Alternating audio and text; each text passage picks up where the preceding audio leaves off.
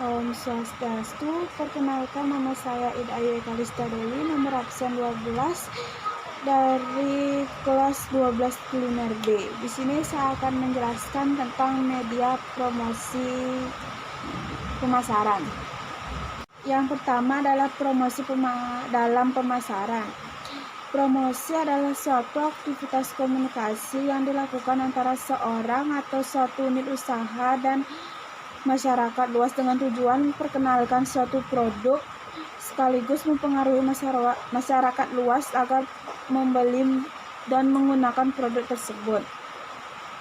Pengertian promosi menurut para ahli yang pertama adalah swasta. Promosi adalah bentuk persuasi atau suatu arah yang dibuat untuk mempengaruhi orang dengan tujuan menciptakan pertukaran pemasaran. Yang B menurut Bonnet dan Kurtz, promosi adalah proses menginformasikan, membujuk, dan mempengaruhi suatu keputusan pembeli. Yang ketiga adalah menurut Zimmerel, promosi adalah segala macam bentuk komunikasi persuasi yang dilancarkan untuk menginformasikan pelanggan mengenai produk dan untuk mempengaruhi mereka agar membeli produk tersebut, mencakup untuk publisitas penjualan perorangan dan periklanan. Yang B adalah tujuan promosi. Tujuan utama usaha melakukan promosi adalah mengingatkan angka dan keuntungan usaha. Yang A adalah memperluaskan informasi mengenai suatu produk kepada masyarakat atau calon konsumen potensial. Yang B menjangkau dan mendapat konsumen baru serta menjaga loyalitas mereka. Yang ketiga adalah menciptakan cita suatu produk di mata konsumen sesuai keinginan perusahaan. Yang keempat adalah mempengaruhi pendapat dan perilaku konsumen sesuai keinginan perusahaan. Yang C ada jenis-jenis promosi.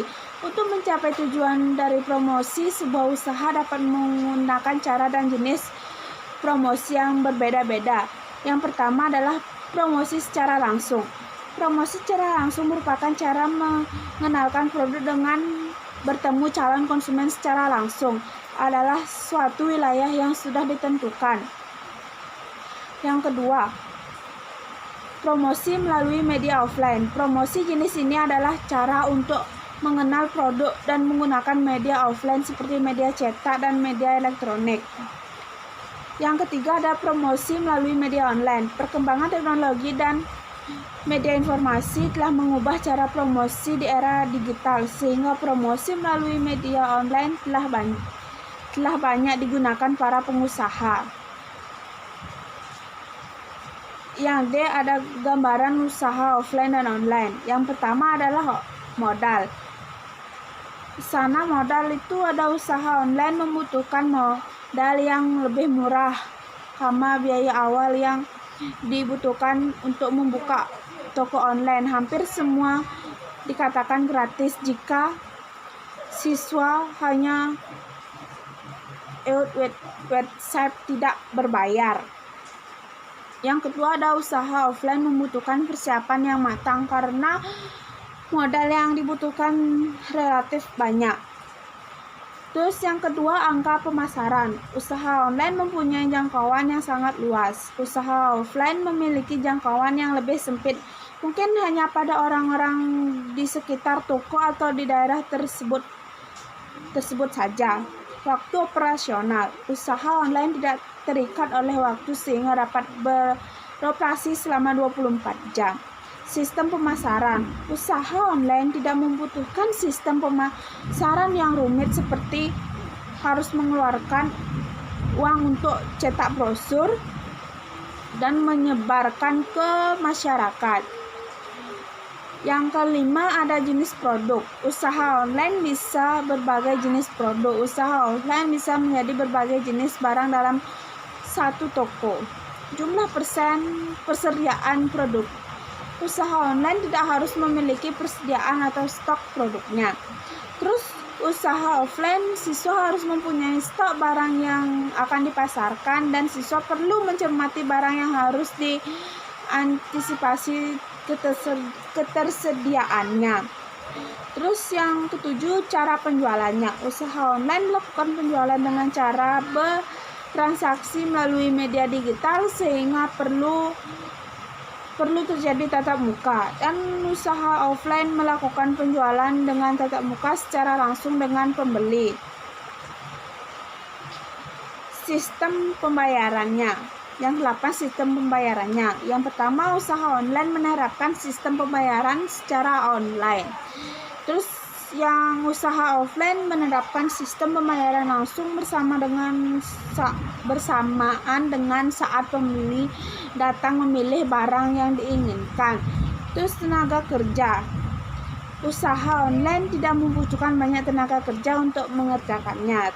Usaha offline sangat membutuhkan tenaga kerja bantuan, terutama ketika siswa baru membuka tempat usaha. Yang 10, pembukaan cabang. Usaha online bisa memiliki cabang banyak hanya dengan cara membuat banyak website atau membuka toko secara gratis. Yang ke usaha offline, siswa bisa membuka cabang di wilayah berbeda dengan usaha pasar yang cukup meyakinkan. Kalau media promosi offline, media promosi offline adalah media yang memberitahukan mengenai produk dan profil usaha melalui alat yang bertujuan langsung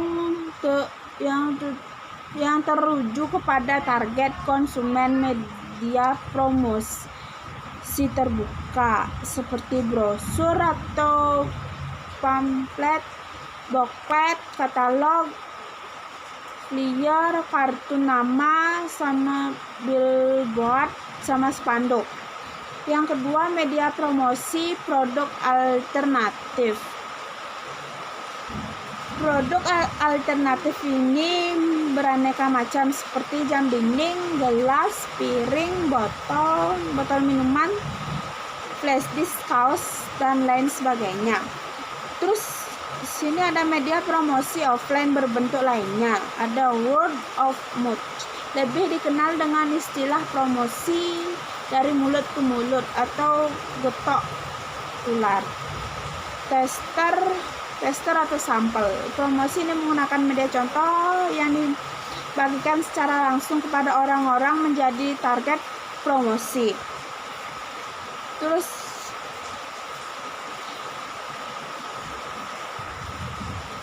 dan ada surat penawaran. Media promosi ini menggunakan surat membuat informasi singkat tentang produk atau jasa. Terus yang kelima ada telemarketing, merupakan media promosi lewat telepon langsung untuk memberitahu mengenai informasi produk dan penawaran khusus. Yang keenam ada iklan media cetak. Promosi ini dilakukan dengan beriklan di media cetak seperti surat, kabar, majalah, dan lain sebagainya. Yang ketujuh ada iklan media elektronik. Promosi ini dilakukan dengan beriklan. Media promosi online. Media promosi online adalah media yang dapat digunakan untuk melakukan promosi dengan teknologi digital dan internet. Yang kedua ada media sosial. Media sosial merupakan di mana setiap orang bisa membuat web page pribadi, kemudian terhubung dengan teman-teman untuk berbagai informasi dan berkomunikasi. Di antaranya adalah Facebook, Twitter, Pinterest, Instagram, SEO Google, dan lain sebagainya. Masih banyak ya teman-teman. Yang ketiga ada blog dan website untuk bisnis. Blog adalah sebuah aplikasi web yang berupa aneka macam tulisan yang dimana sebagai artikel pada sebuah halaman web umum. Di antaranya ada konten, bahasa konten, coding, daftar konten, homepage, ranting, waktu, dan lain sebagainya. Marketplace merupakan tempat jual beli barang atau tempat bertemu penjual dan pembeli. Di sana sudah termasuk terciptanya transaksi jual beli, banyak belajar dari semua penjual, keamanan dan transaksi dengan rekening bersama bisa memanfaatkan promosi gratis. Yang kelima ada YouTube. YouTube adalah layanan video hosting online yang memungkinkan orang untuk berbagi video mereka.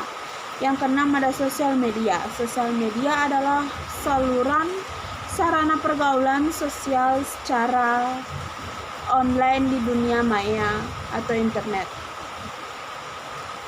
Ciri-ciri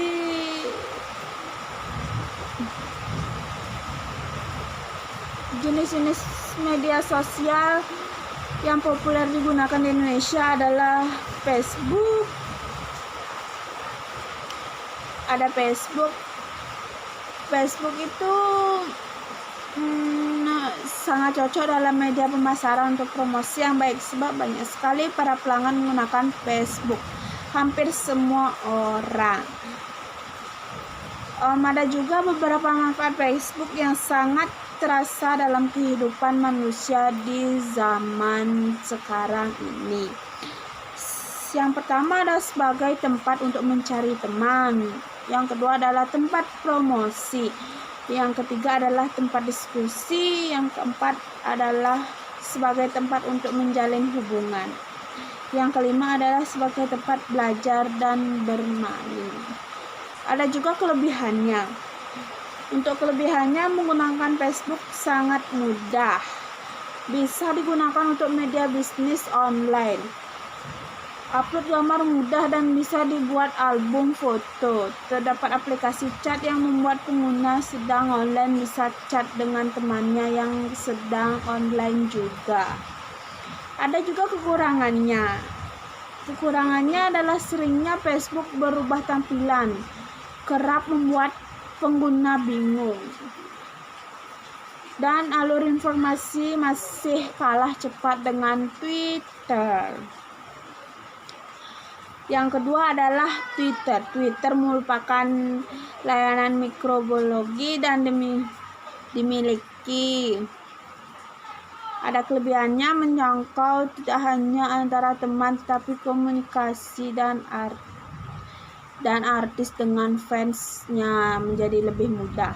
Kekurangannya di setiap batasi maksimal hanya 140 karakter saja. Banyak simbol yang harus diingat kegunaannya. Sekian dari presentasi dari saya ucapkan terima kasih. Apabila ada kesalahan kata, mohon maaf yang sebesar-besarnya. Saya tutup dengan Parama Santi. Om Santi, Santi, Santi, Om.